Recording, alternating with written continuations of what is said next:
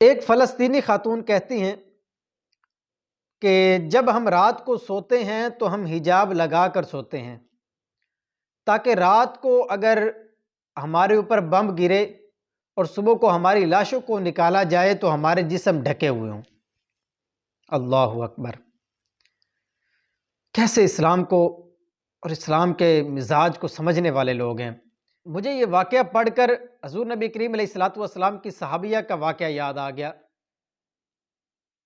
کہ جنگ کے اندر ان کے شوہر، ان کے بیٹے، ان کے اہل شہید ہو گئے اور وہ حضور علیہ الصلوۃ والسلام کی بارگاہ میں مکمل پردے کے اندر حاضر ہوئیں۔ کسی نے کہا کہ اس حال میں بھی پردہ؟ انہوں نے بڑا پیارا جملہ ارشاد فرمایا، میرے بیٹے اور میرا شوہر شہید ہوئے ہیں، میری حیا نہیں گئی۔ دیکھیں، ایک طرف وہ لوگ ہیں جن کے اوپر بم برسائے جا رہے ہیں، جن کے بچوں کو، بوڑھوں کو، بڑوں کو شہید کیا جا رہا ہے، عورتوں کو شہید کیا جا رہا ہے۔ ان کو نہیں پتا کہ آج رات کے بعد ہم زندہ صبح اٹھیں گے یا نہیں اٹھیں گے،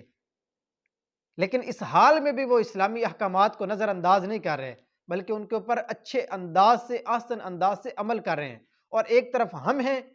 کہ ہر طرح کی عیاشی، ہر طرح کی سہولت ہونے کے باوجود اسلام سے اور اسلامی احکامات سے بھاگنے کا کوئی نہ کوئی ہیلا بہانہ تلاش کرتے ہیں، حجاب سے بھاگنے کا کوئی نہ کوئی ہیلا بہانہ تلاش کرتے ہیں۔ اللہ پاک ہماری عورتوں کو بھی فلسطینی مسلمان بہنوں کی طرح جذبہ عطا فرمائے کہ وہ اتنے مشکل حالات میں بھی اپنے